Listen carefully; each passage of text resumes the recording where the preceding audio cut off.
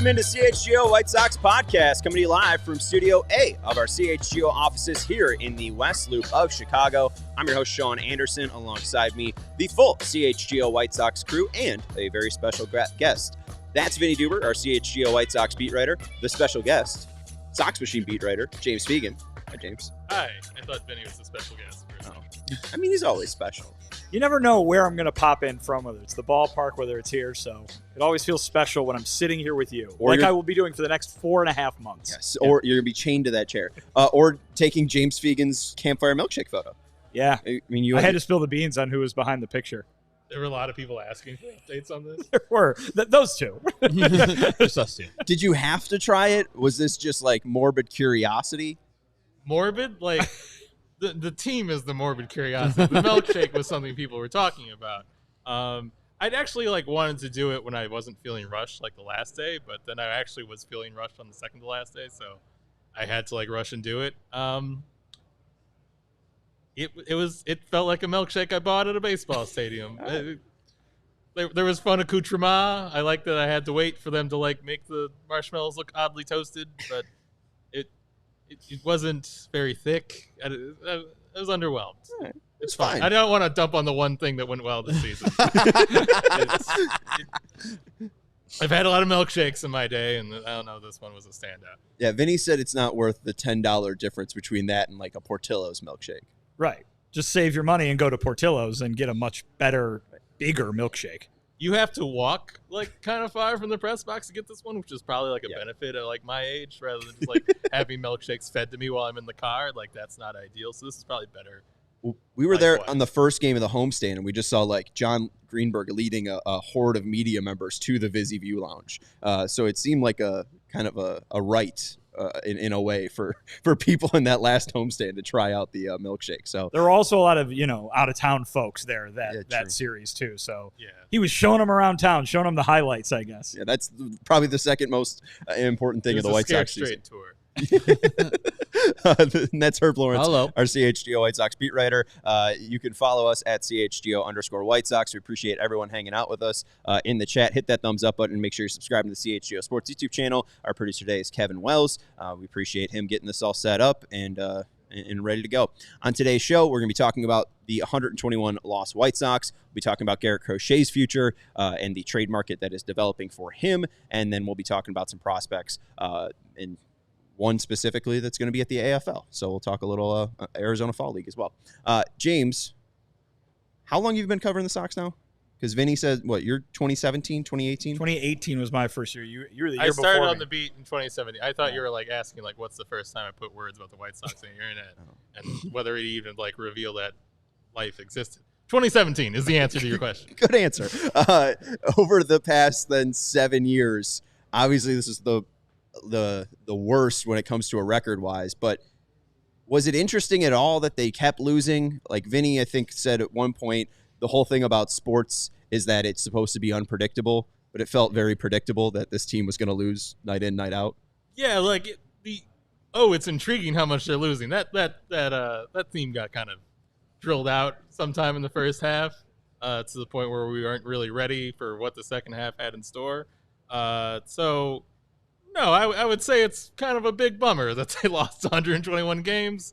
I did not have the excitement around the streak as the out-of-town people who got to be led by the hand by John Greenberg got. I didn't experience those sort of thrills. It was less fraught. Maybe there was less, even though there was a season that literally had an in-season manager firing, I felt like it was maybe less infighting than, the last days of the Han Williams La Russa regime, but not my favorite. Not number one. You know? Yeah, I was just wondering, like, you covered them since 2017. So last year we heard all the tumult and all the stuff that goes on with the team there, and they got rid of all those bad apples, so to speak. Yes, everyone, all gone. All of them gone. Job done.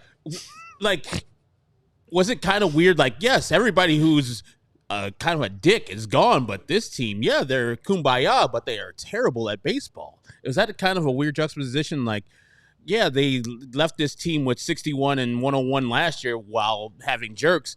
Now you just have worse players, but good people, apparently. Was it a weird juxtaposition? A little, in the sense that, in April, I think it was like a conversation I had with like a player who had been around for a while, where he was like, yeah, it's the damnedest thing. This clubhouse is great, and we can't win a game. When I've been here before, we've had terrible clubhouses and won. So like a little funny, but I think especially as like the season wore on, you get to, was it 63 record players? It's a lot of shuffling in between like, guys like You're good.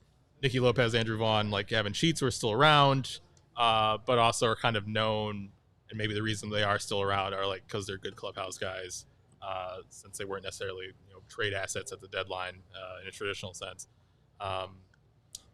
And a bunch of guys who are kind of breaking in and trying to make their way to the league. Like, is Jakey, you're going to start like asserting his dominance around the clubhouse? Not to say that he's a bad or good clubhouse guy, just barely know him. It's a lot of guys who are just kind of getting their feet wet, who have played together a little bit, and maybe like, even a successful minor league team. A lot of like Barron's teammates who already got along pretty well. It's not going to be this place where it's like clubhouse friction, the way that a season that's supposed to go better going wrong, which was the 2023 season, explicitly was. They got former roommates who can't even call each other off on a pop fly, and Corey Lee and Andrew Vaughn too. So I mean, they know each other a long time. Sorry. Still wants to keep complaining. The games are over, Sean. I mean, given that you saw both sides, do you prefer them colliding with each other, or do you prefer them like both avoiding each other and not dropping the ball? I think physical comedy is probably preferred.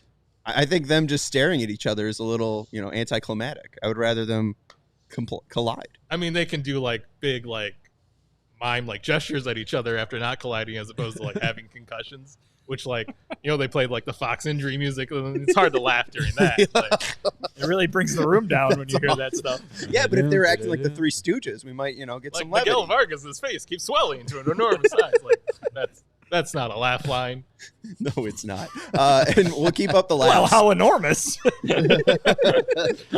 We'll keep up the laughs, and we'll go to Oakland because that's such a fun situation. You guys being writers and seeing all the national people come and covering the 121 team, do you guys find it odd? And maybe it's because Oakland's story isn't finished in a way because they're going to Sacramento. But did you find it odd that there was more hit pieces or national pieces on the White Sox reaching the 121 loss record mark rather than Oakland losing a baseball team entirely? As a reporter, I need to object to the term hit piece, which implies unfairness. And that's fair. I almost made that same objection in the text message earlier, and then was like, "It's too many words for a text." Objection sustained. I think. I feel like with the White Sox, it's been kind of like concentrated by like the recency of what they're going through. Even last year, as tumultuous it was, I think it slipped below the headlines, like national media wise.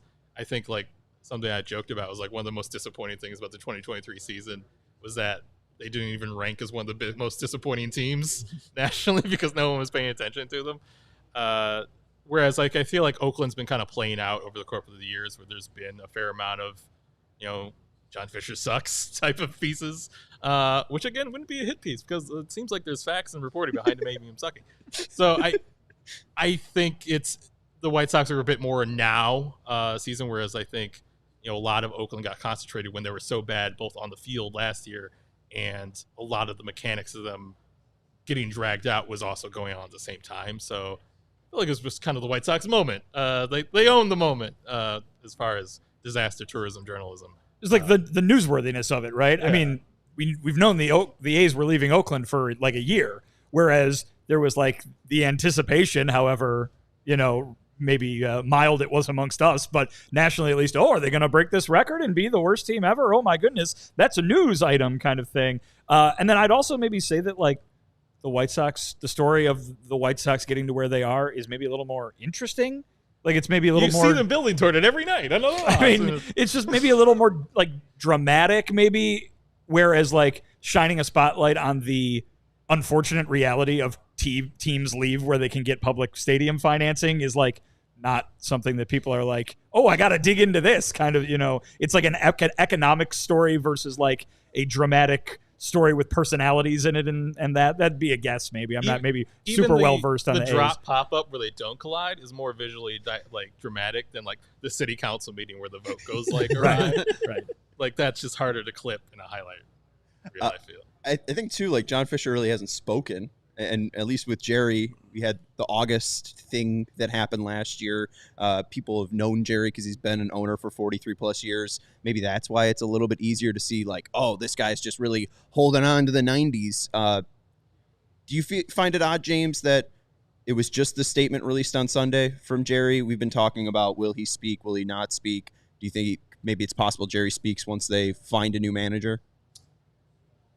Maybe. It depends on like what direction it goes and his level of involvement in it, I suppose. Like I suppose if they brought Tony La Russa back, like he would maybe take a statement about it. But I think I'm betting this is probably it.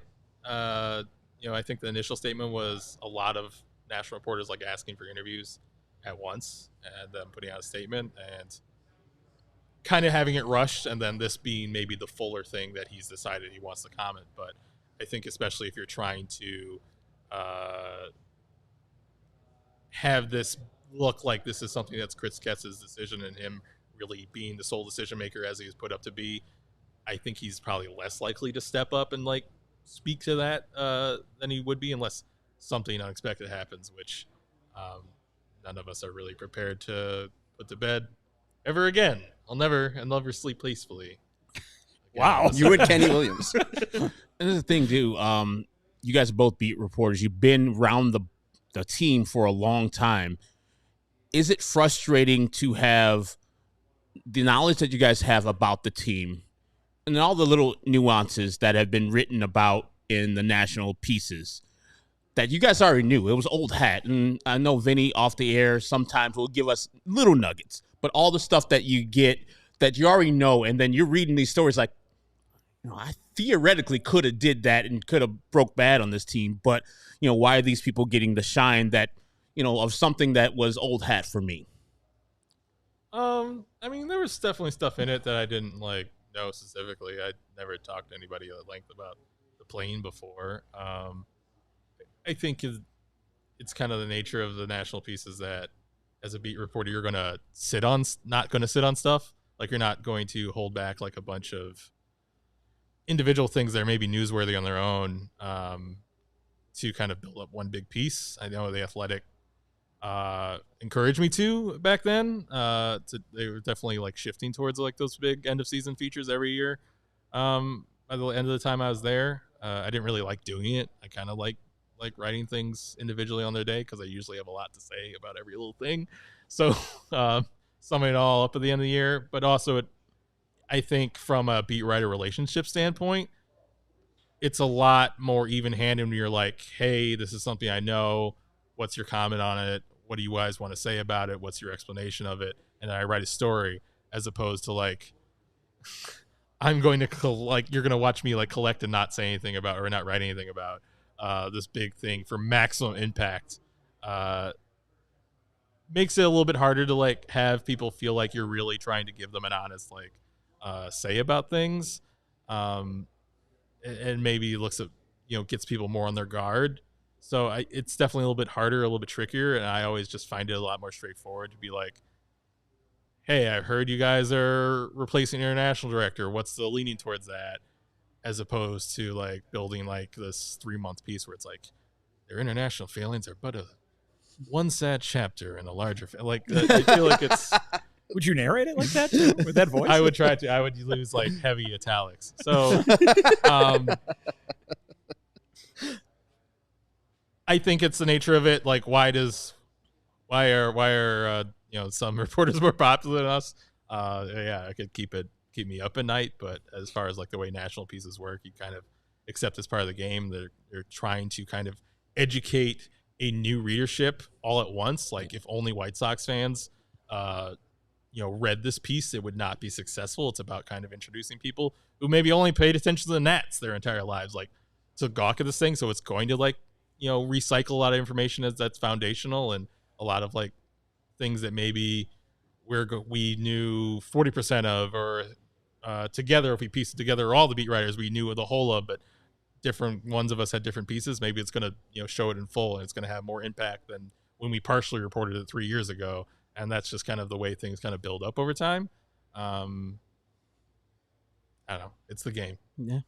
I guess the question would be, and it would be a quick answer from you guys if possible, if you were assigned to a group beat writer project, who would be the beat writer that does all of the work? What like, well, I'm saying, like, I'm picturing school. Yeah. You usually have like a group project. Yeah. There's 4 of them. So let's say you, Daryl, and Lamont Pope, right? Lamont's, thank and you. he'd do it with a smile. Yeah. he just we quietly didn't notice that he never left the press box for hours. Let's take a break. We're going to let you know about our friends over at Game Time and Prize Picks. Then we'll talk a little bit about Garrett Crochet and Luis Robert Jr. Game Time has a new feature called Game Time Picks that makes getting your tickets for live events even easier. Game Time Picks filters out the fluff to show you only incredible deals on great seats, so you don't have to waste time searching through thousands of tickets. It is the easiest way to find tickets. Their curation makes it easier to save on sports, concerts, comedy, and theater. You could toggle this feature too to show the total upfront, so there's no surprise fees at the end of checkout. You can get a panoramic view from your seat in the app before you buy, so you don't have an obstructed view for your next event. You get the lowest price guarantee. Game Time will credit you 110% of the difference for the same row and section. If you call them, they can get you that 110% difference in less than 15 minutes. Herb did that in Atlanta, and in less than 12 minutes, he had that 110% difference hit his account. The Game Time ticket coverage as well. Your ticket is purchased with the most flexible customer service policy in the ticketing industry. So take the guesswork out of buying tickets with Game Time. Download the Game Time app, create an account, and use code CHGO for $20 off your first purchase. Terms apply. Again, create an account and redeem code CHGO for $20 off. Download Game Time today. What time is it? Game time. Who? Prize Picks is the best place to get real money sports action. With over 10 million members and billions of dollars in awarded winnings, Prize Picks has made daily fantasy sports accessible to all. You just pick more or less than on 2 players or more for a shot up to winning up to 100 times your cash. Run your game all season long on Prize Picks. And Prize Picks is the only real money daily fantasy platform with injury insurance policy. I had this where I had a season-long home run total where you had multi home runs in a game.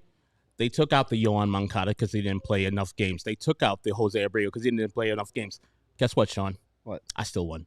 Even if one of your players gets injured, your player leaves in the first half, it doesn't return. Prize Picks keeps your lineups alive. Sign up today and get $50 instantly when you play $5. You don't even need to win to receive the $50 bonus. It's guaranteed. And Prize Picks is the best way to win real money this football season. Which players are going to go off? Which ones aren't? Make your picks in less than 60 seconds and turn your sports opinions into real money all season long with Prize Picks. As I was saying earlier, before the MLB season, I picked Adley Rutschman, Carlos Correa, Yohan Moncada, and Jose Abreu to all have more than 0.5 multi-home run games this year. And since those 2 guys didn't play enough games, I still won because Adley Rutschman and Carlos Correa both had, I think, 2 each. So they did it for me, and I won $125. Download the app today and use the code CHGO to get $50 instantly after you play your first $5 lineup. That's code CHGO to get $50 instantly after you play your first $5 lineup. Prize Picks, run your game. Thank you, Herb. Make sure to hit that thumbs up button and subscribe button. We do have people in the YouTube chat killing Jerry Manuel. He is alive. He is currently with us. 70 years old and still living. So congratulations to him. Stop killing Jerry Manuel. Why would you want to kill him? He's one of the nicest people ever. Outside of Jerry Manuel still being alive, Garrett Crochet is alive, along with Tarek Skubal. Skubal just had a really nice Game 1 against the Astros, 6 innings pitched, 6 strikeouts, no earned runs. We've been talking a lot about Garrett Crochet's future on this podcast because it's a White Sox podcast. This segment took a turn. I thought this segment was just going to be listing living people. Oh, we could do that. Jimmy Carter. I haven't seen Garrett in 48 hours. I don't know if he's living or dead. All right. So, I mean, put the word out. If you can contact us about Garrett Crochet's current status, that would be helpful. But I've been a big proponent of doing whatever it takes to keep Garrett Crochet around. Obviously, it's not my money, whatever. But I think it'd be very foolish for the Sox to let this type of talent walk out the door. Am I missing anything? Is there a reason to trading him at this moment in time? Because I think a lot of people are thinking back to trading Chris Sale, and he's winning a Cy Young at 35. I mean, we're going to be looking 10 years back at this Garrett trade and be regretting it if it happens this offseason? Maybe. Okay, cool. What would be the reason you would do it? It feels hard to like state it out without being associated with like arguing in favor of it. But the reason you would do it, 2 years left is thus the kind of your last chance to get big value for it. Now you are maybe in a clear spot for saying this guy did 146 innings this season. He should be relatively good to go for a normal starter load. Looked pretty good in the final month to take away kind of real durability concerns. If there's a spot organizationally you feel like you're dealing a bit from depth, it probably would be starters. Now, Garrett Crochet, in terms of maybe certainly not any production or proven, but even if we're really high on like Jonathan Cannon, Drew Thorpe, Davis Martin, there's Kai Bush. A lot of those guys are not like the ceiling of a Garrett Crochet. You're kind of hoping really Noah Schultz and Hagen Smith are really probably the only guys you can get excited about having that level of strikeout ability, I would say. So, yeah, it's kind of unique. There aren't necessarily number one stuff guys rolling around, but you would argue we're at least 2 years away from really using that in the playoff standpoint. So you're really going to have to get substantial amount of control in the extension, not just like a year or two, to really feel like it's worth kind of the upfront investment, because you probably have to pay him with a rate going forward that might outstrip what he gets in arbitration, especially if he gets injured in the next 2 years. And you would say it's definitely seems like starting's helped his health. It's definitely put him on a better routine. He feels a lot better. He had no issues all year, but it's not a clean injury history up to this point. So you wouldn't talk about him the way you would even consider Dylan Cease, of like, all right, this is a guy who's had basically no problems as a professional. This is someone who's had, obviously, in addition to the TJ, flexor stuff, shoulder stuff pop up. So it's not a clean starter bet or an exceptionally clean starter bet, even if I would say, he's no more injury risk than anyone else at this point. Well, it's just a timing thing too, in that with where they are, right? It's like if you don't trade Garrett Crochet and you don't extend him, what are those 2 years going to be good for in terms of having him? Can he help you in the next 2 years? We're not expecting them to be good in the next 2 years, right? If you do extend him, even you're paying him to be here for 2-3 years, maybe, in which you're not planning on competing. So, James, like you're saying, that's the argument. It's the argument for doing it. The idea that, further down the road, if you get the position player prospects for him in a trade, they can help you for much longer than Garrett Crochet might be able to help you. That being said, as I've said on this show plenty of times, Garrett Crochet is very good and seems like a player that you would definitely want to build around. I wrote today that extends to some of the off-field stuff too. I mean, he's really kind of stepped in to not just like a leadership role in the clubhouse, but a kind of a face of the franchise role in terms of the way he talks in interviews and kind of the honesty that he exhibits, rather than just kind of what you're expecting somebody to say. And we saw that over the summer when he was upfront about wanting the extension if he was going to pitch into October. He's a guy who's talked about what their identity should be or could be. I mean, he seems like he'd be in it to build this organization right along with Chris Getz in that front office. But timing is everything, right? And this might be the time where you have to capitalize on him being him right now in order to make 4 years down the road as good as it can be, as opposed to the next 2-3 years. We's cool and fun, and he talks to us. We would miss him, so I think that should be considered. That should be his social media bio. I'm cool and fun, and we'll talk to you. On Twitter? Just in general. Oh, okay. In life. And I think also like is the opposite of Garrett Crochet, where he's had a great year in 2024. You look at Luis Robert Jr., who's got 3 years left and $55 million on his deal, where I don't know even if the White Sox wanted to trade him for some type of value, I don't know if you're going to get it. Multiple things, terrible year, injury history, et cetera, will there be a acceptable market for a player like Luis Robert coming off the year that he's had and then the money he's due in the next 3 years, where it's, if he's the player he was in 23, that next team is getting, no matter what they give up, is getting a bargain?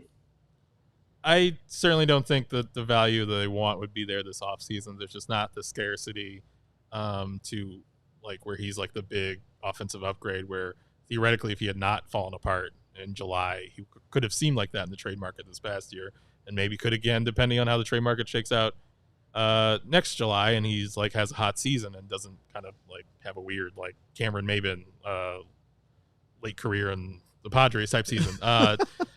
So I think, yeah, I wouldn't. I'd be surprised if he moved in this deadline, because it seems like it would be very much selling low, and I don't think they're inclined to like move him either. They don't see him that way makeup wise, so I think they probably try to count on him to work and on the off season and then play better and then be worth a lot more, this midseason, and then it's a whole different calculation. I don't think they're really adverse to moving anyone at this point where they are in their win cycle, but I certainly think they believe they can get more out of Robert. I know he took on responsibility for the team's kind of struggles. Again, they lost 121 games. I don't know if you know that. But this was his second worst year when it comes to zone contact rate, his lowest chase rate ever, but also his second highest whiff rate. Like, I know he was trying to focus and hone in on the strike zone, but why was he whiffing more? Like, it seemed like he just was really off timing-wise. Was there a real explanation on why he was so off, like, timing-wise this year? He said at the end of the season, and I thought it was a possibility, like, with the idea of, like, trying to see the ball more or take, like, an extra, like, not half second, because that'd be way too much, but an extra, like, moment to, like, try to track pitches a bit more, that he performed, like, a lot worse on fastballs in the zone. And he said, like, yeah, I was trying to take pitches, trying to make sure I wasn't swinging a strike. I was overly hesitant. Like, I was not geared up to just jump on pitchers' mistakes. I was too more focused on, like, making sure I didn't swing at bad pitches. And obviously it's a noble goal to try to be more patient. And certainly someone keeps candidate A for, like, man, if he chased just a little less, he'd be not just, like, great, but maybe MVP level type of dude. There's injuries in it, and maybe more time with it would help, but it also kind of looks like he kind of threw off a little bit what he was and took away a little of the aggression he needed to be successful with what he was trying to undertake.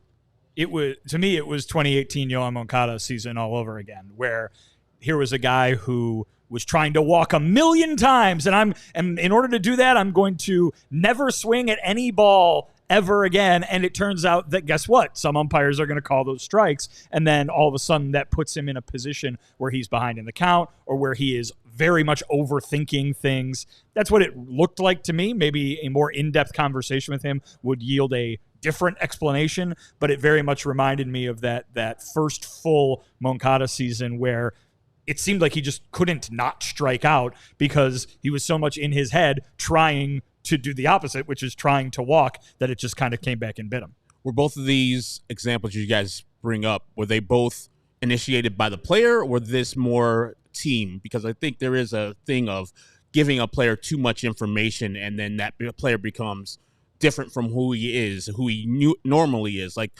Luis Robert's a swinger. Sometimes you just got to be that player, and you'll have to have and live with the swing and misses that he has to produce the season he has in 2023. Moncada was always like very passive. I think this biggest breakout season, like 2019, he obviously oversaw some bad offenses overall, but like Todd Steverson like had Moncada just like swinging anything close, and that was like that produced the best use for it. That doesn't work for guys who don't have like elite level bat speed very often. That can lead to a lot of poor discipline, but like it certainly seemed like the mode that worked best for him, and we didn't see him really get into it very consistently ever again post COVID and the difficult season he had after that. Luis Robert kind of does his own thing hitting wise a lot. He has his own hitting guys he's worked with. He certainly is like cooperative with hitting coaches, but like he wasn't someone who was like super into or easily embrace like all the eye pitch stuff that they're trying to do in 2023. So I think, he's pretty self-analytical and critical, as much as like you work with Marcus Thames like any other person did like this season. Like major changes to the game, like his camp, his people kind of handle that, or at least are driving to that. I don't think they're being forced in anything they don't want to do at this point with his career.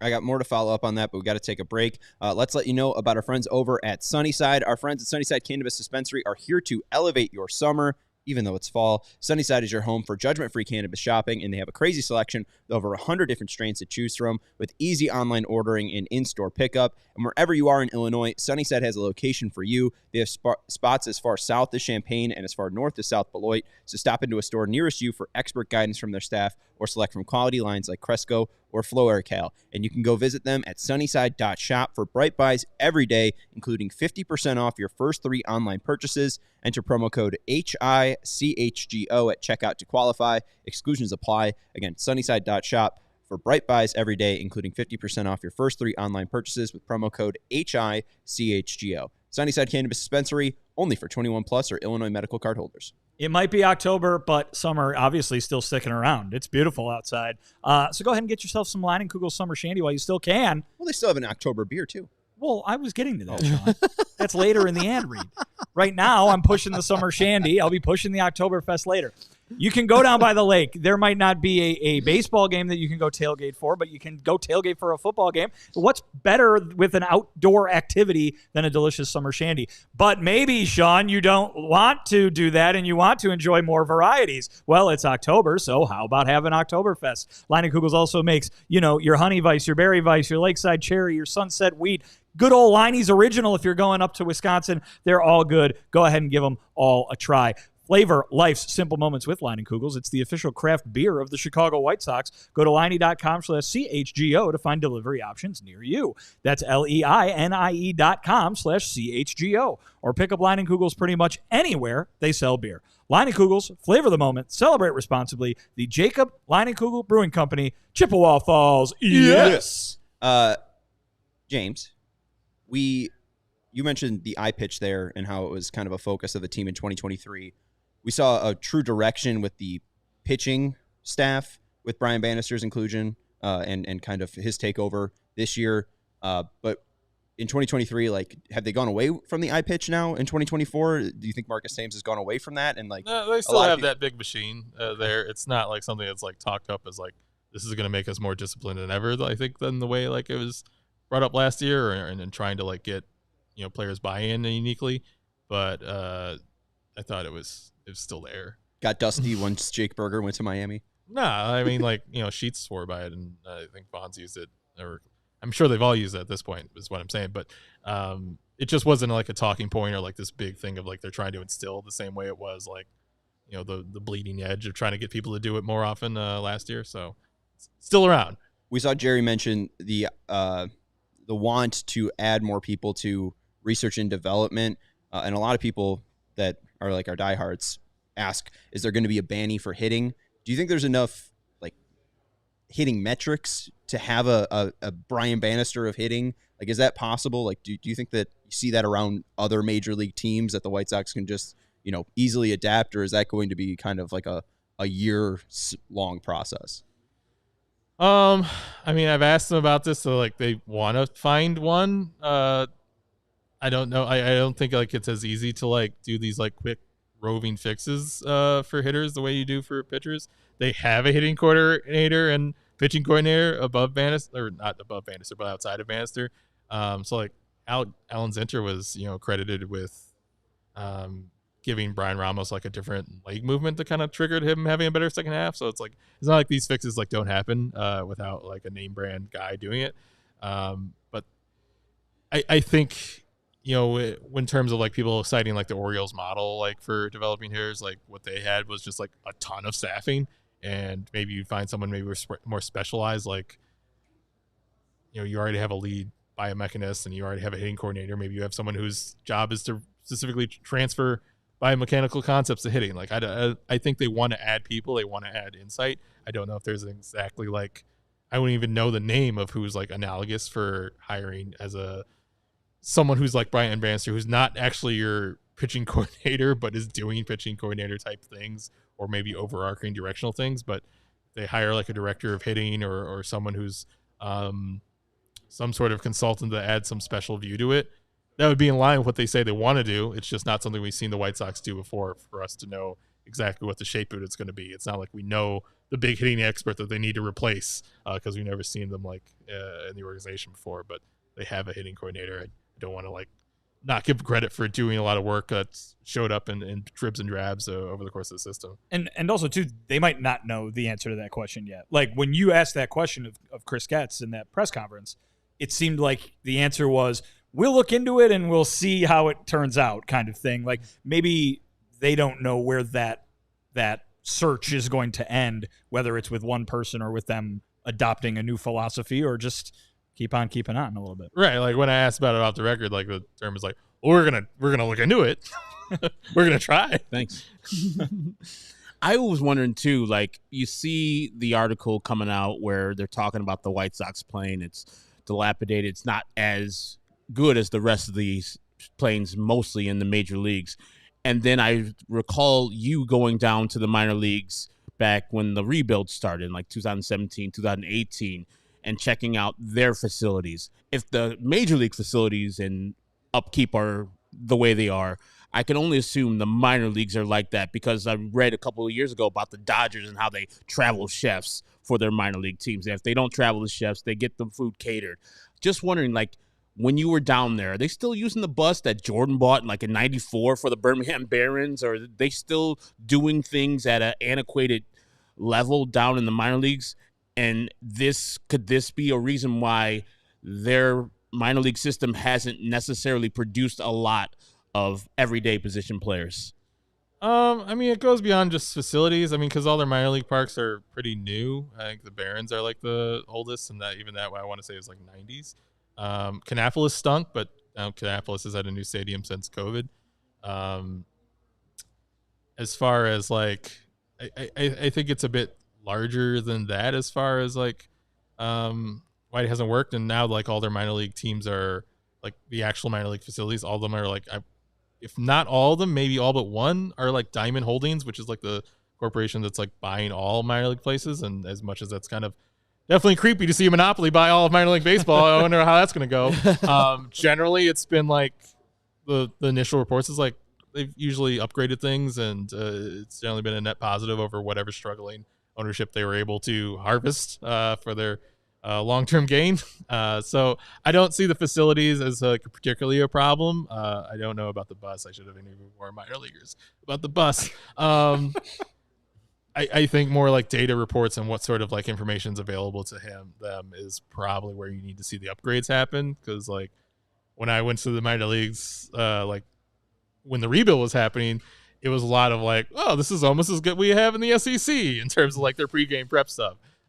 So I know Getz is aware of that, and read that article all those years ago, and surely like things have like taken a big step up, and he wants them to push even farther then. But that's probably where they're catching up, is in terms of like what sort of data prospects are getting, or what sort of like information they're getting to really inform improvements, or how much they're aware of like their swing patterns, or whatever information is really needed to take a step forward. Because during the actual rebuild, when they had all this talent, they were kind of doing that stuff like after the most important people in the rebuild had passed through that level. Like Alex Call didn't know his exit velo back in 2018 in Birmingham. So like that was really like when that huge gap was having, and that's kind of the area where I think it's, they're in the process of that more than maybe finished. I love how like Ken and Britt wrote this really extensive, well-reported, in-depth story that's really long and everything. And by leading it off with that anecdote about the airplane, now it's the only thing people remember, and it's evolved in people's minds to the point where like it's a plane from the Flintstones, where like the whole team has to like pedal their feet in order to get off the ground. Yeah. All the panels are torn off. Somebody's out there with the wing like searing it like by hand, like. And before I even ask this, I know the answer is probably right in the middle. You guys experience in clubhouses. What do you think players, especially position players, would want more? Like less information, or just inundate them with as much information about their opponent as they can have? It depends on the guy. I think the more thing is like the coach needs to have all the information, and then it depends on the guy where it's boiled down to like something really simple, or whether it's like this player like is actually. Some players want the information, and it doesn't actually make them better. Like, just makes them like thinking about a lot of stuff. But I think it depends on like having that on hand for the people who need to synthesize it, whether it's to a player directly or whether it's like kind of their message of like, we can map how he's going to tunnel and what do you do with a certain bat path. And long story short, look away for off speed. Like, it could be something simple for that, but like, it just, the resources need to be had by somebody.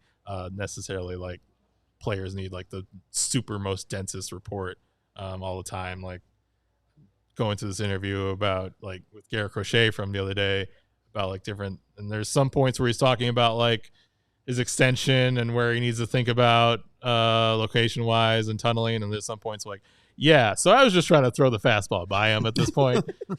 And so there's moments where it's very simple, and there's moments where it does need to be like something more complex. And that's how Brian Bannister figured this all out. He saw a guy who could throw 100 in Zach Greinke and was like, let me help that guy out rather than, fix my own pitching career. And I saw Pitching Ninja share Scooble and Chris Sale talk about their changeup grips and how they're both seam shifted and have the same seam shifted wake effect, but can't explain like what that does at all. They just know if I throw it like this, it's going to move differently. Seam shifted wake effect? Seam shifted. I feel like you're trying to sell me a jet ski.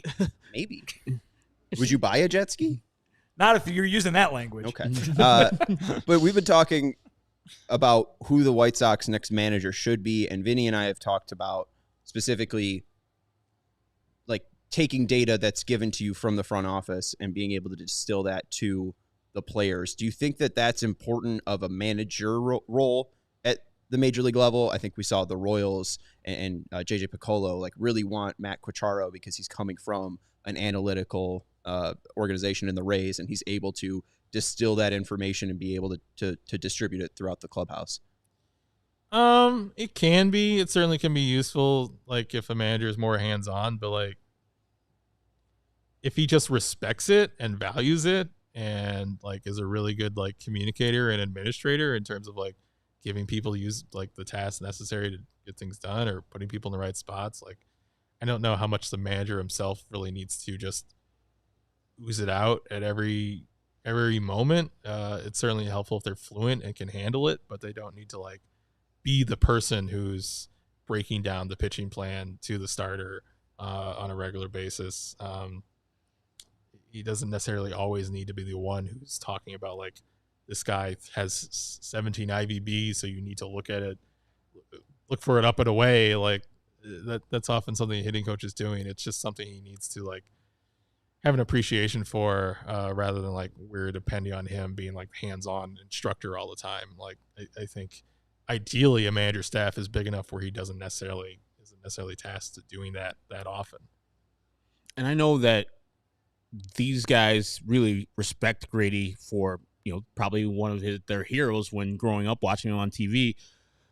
When you have all the numbers and the research and development crew coming and saying, this is this, that is that, and these are the numbers, do you think those players respect those people who have never actually been in the wars of playing baseball if they're just giving this information? That's the question that Sean, like, you have Tony La Russa, who probably respects analytics but doesn't know how to break it down necessarily.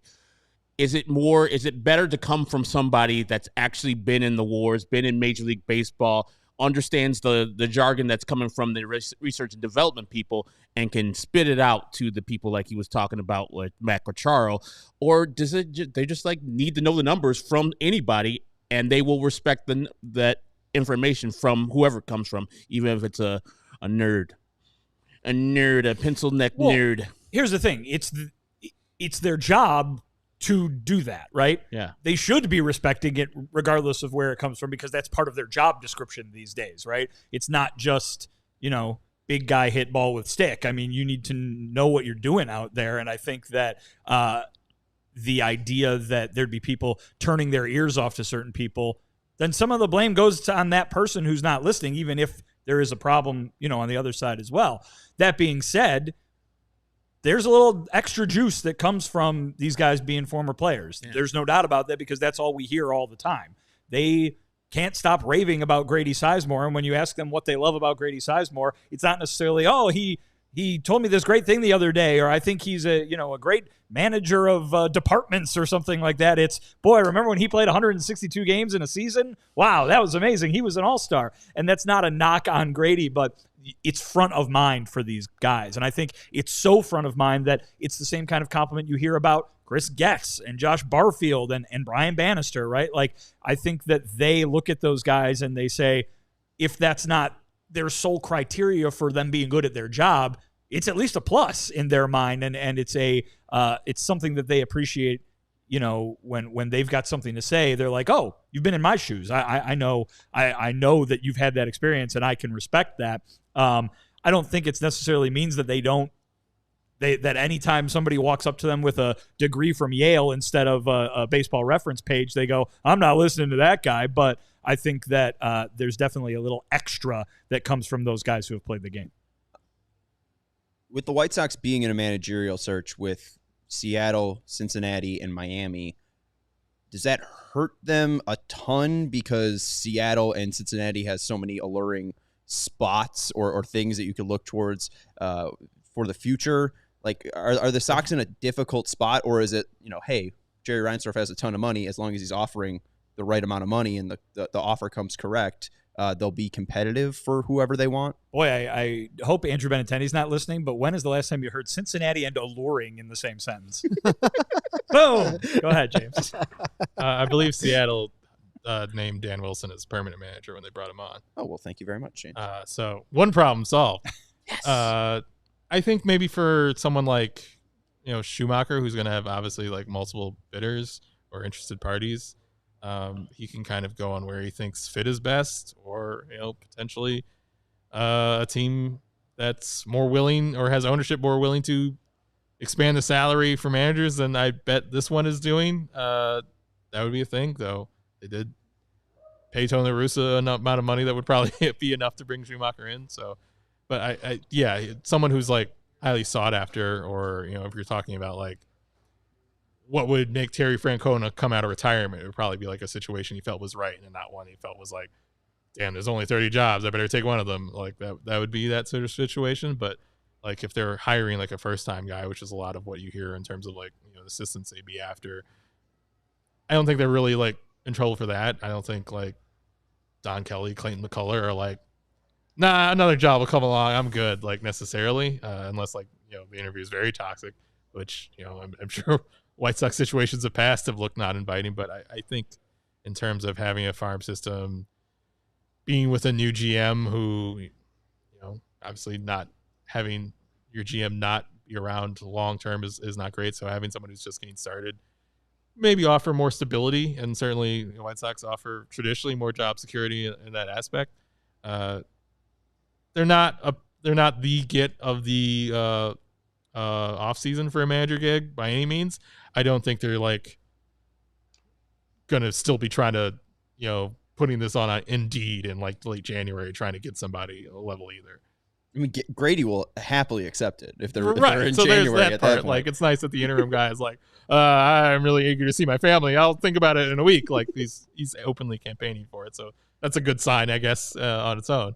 Vinny brought up Andrew Benintendi, so I guess I'll twist my arm. I'll talk about Andrew Benintendi. Can you explain what happened in the second half to Benintendi? Because I know you wrote an article on the 17th talking about how he kind of found the Benintendi. Oh, you've been practicing that. When you came up with that, you were confused on the pronunciation, on the spelling, and now it rolls right off the tongue. Felt good. Just let it rip. The Benintendi. What did that come from? Is it just swing mechanics entirely? Is it, getting over the Achilles thing that he suffered in that Milwaukee series? Like, what led to the Benintendi? He said swing mechanics, and it's hard to, and Grady certainly suggested, like, if your lower half isn't good, it's hard to swing, and maybe it could be affecting him in a way that he's not necessarily feeling, but there's still compensation. But he's maintained, like, he never felt the Achilles injury while swinging in the first half, and that while he played through the second half and obviously played better, his Achilles very much still hurt. So it's hard to like pin it on the injury, other than just like insisting like to him that he's hurt, even as he denies it, or that it had an impact.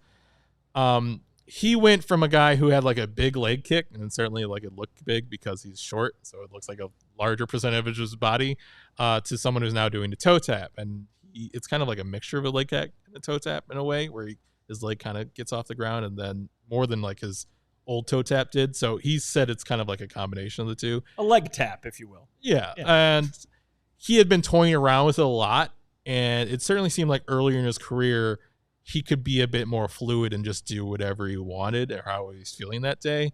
And now he's gotten older, and he's, we've seen him slow down in a lot of ways. It seems like he had to get more regimented to like, I do the same thing every single time to find consistency, as opposed to like, he's young and quick and everything is working as well as it's ever worked. And it's just like, I just kind of do what I feel and hit 20 home runs and hit 300. I'm manager at 10. That's not his life anymore. He had to be a bit more methodical about it. But at the same time, like, there's, physical aspects to it. Like, his wrist was sore all last season.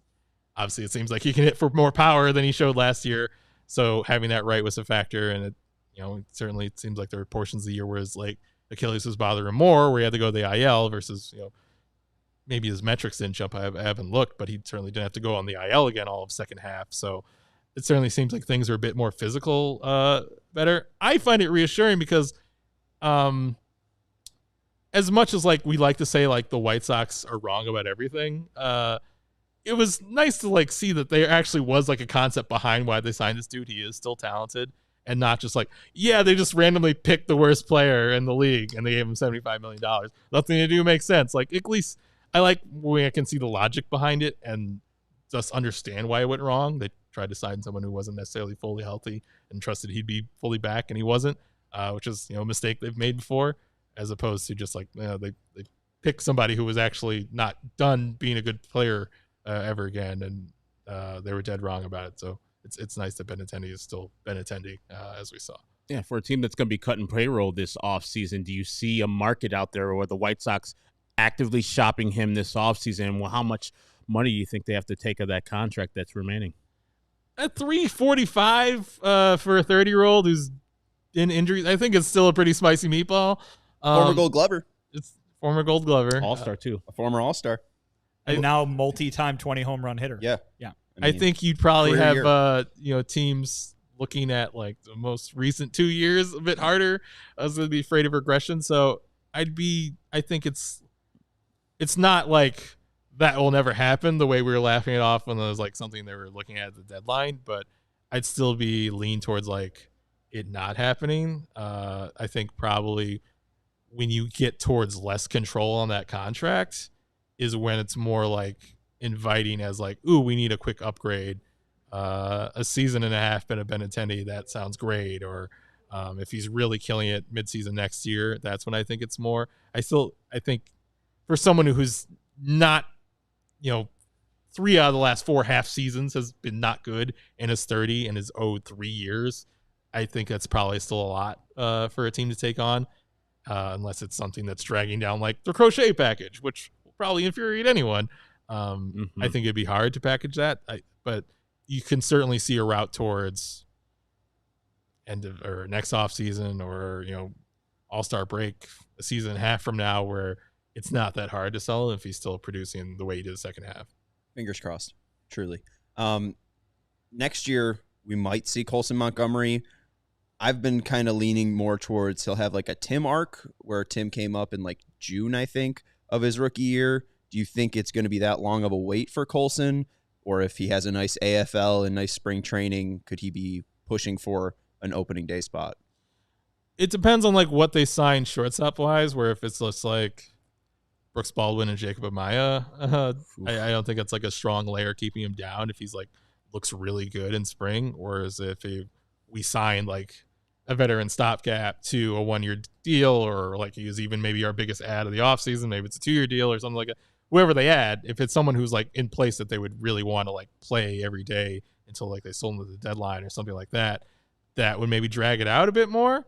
But it all depends on like how he looks. Like if he looks like he's got a whole new like leg load in his swing, and he's just raking the EFL and he's dominating Cactus League. Like, wow, we finally have our number one prospect. We're saved. We'll never want for anything again. Like, then it's maybe a different conversation. But if he's just kind of starting to look kind of gradually better, like a 23-year-old who's kind of improving over time, then maybe it's something where you need to see him look really good in AAA for a couple months. Who are they signing to a 2-year deal? What shortstop is out there that they're like, multi-year contract, bring it on? Paul DeYoung. Tommy Edman. Too much money. Josh is ridiculous, but he always brings up Willie Adames on this. Like, I don't think that would happen ever. But like, I don't want him to like say, isn't Willie Adames good? Yes. Yes. That's a good point, but he does like strike out over 25% all the time. Okay. So like, if there was a team that was going to get caught, like seeing him subtly downslope, that seems like something that would happen in this franchise historically. Not saying that like they would make a bad decision, but like after 161 game season too, right? Like guy that's played most games in his career. Like, you think he's going to play every single day, and then Grandal like caught like 300 games his last season in Milwaukee right before he got signed. It's like, man, he's healthy as ever. Or it's like, we fired all his bullets just now, but who can say? Let's sign him anyway. That sort of situation. Grandal had that magic. He hit that walk-off in the Paul Skeens debut, didn't he? Or was it a different walk-off? He had a walk-off in Pittsburgh. He did. There's still some magic. He like got close to like 100 WRC plus in Pittsburgh at the end. Surprising. Noah Schultz has been an odd kind of first year for him, pitching every Saturday. What do you think their plan to kind of rework him to becoming a true starter will look like? Is it just, instead of pitching every Saturday, it's just going to be every 5 for 2025? Yeah, I mean, I think he finished like around between 80 and 100 innings. I think you could get him to like normal minor league starter range, which is like 120 to 130 next year. 88. Yeah, I think you get him to 120. That'd probably like involve like a lot of 5-inning starts. Maybe he's really rolling efficient like 6, but they have to make the jump to 6 innings for a starting pitcher. They have to start making him like a real starting pitcher like at some point. I think next year is where you like make that jump, so to speak. You probably don't see 6 in like the first 2 months of the season, certainly, and I think it probably puts him in a really weird bind where he's gonna look good enough to pitch in the majors, but like on his like own personal like development trajectory, just watching him toy AAA hitters, assuming that happens, he's got like some fastball stuff he needs to figure out because his sinker doesn't miss a lot of bats, and he's pretty good with his 4-seamer. He just hasn't used a lot up until like the end of last year. Getting off track, but I think he's gonna look good enough to earn a promotion. But like in terms of like how much you really want to stretch him out the innings and how bad next year's team is going to be, there's probably not going to be a lot of incentive for an organization. Probably doesn't want to start his clock to call him up next year, just because like a major league season is probably not really what you're ready to do for him workload wise. And I think when he's up towards the Cannon, what would have been Thorpe's range this year of like 156, 160 innings, that's more where you can like debut in the majors and stay there and finish out the year and it'd be kind of smoother, even if he's probably good enough. I see the pretty shirt soon. I see the shirt you're wearing, and I need to ask you your favorite Sade Adu song. As an immediate transition from Noah Schultz, who I don't know like how much. Big Sade fan. I'm glad I didn't have to pronounce that. I would have pronounced it wrong. What, Sade? I definitely would have said Sade. Is it no ordinary 100% love? would have You're like 35 though. I'm 34, Sean. The Sweetest Taboo? You've never heard that song? No, I have no idea who that is. Smooth Operator? Yeah. I like Your Love Is King. Claudia. Pride is also good. In the Name of Love. Love is better than Pride. Different song. Is It a Crime Once Behind? Also a great song. I think they're just asking if Miguel Rojas is a crime. Yes.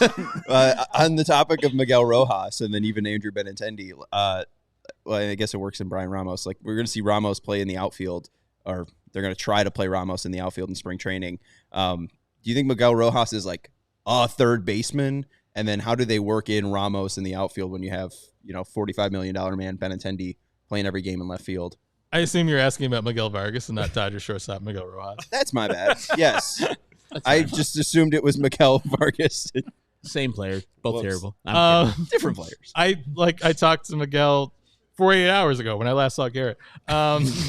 He said he was going to focus on third base a lot in the offseason, so that at least seems like the direction that he was given, seeing as he was kind of splitting time with the outfield with the Dodgers last offseason because he was preparing for them to do that. So if anything, he seemed a little optimistic, like, yeah, I'm going to focus on third base. It definitely seems like the most logical place for him. It just seems like Ramos was kind of outplaying him. Ramos loves third base.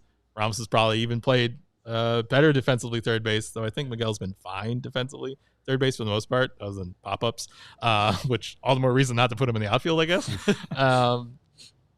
So it's like, I think Miguel can more easily play left or third base, and Ramos can probably, I have a bit more confidence in him, maybe because I haven't seen him fail yet in the outfield.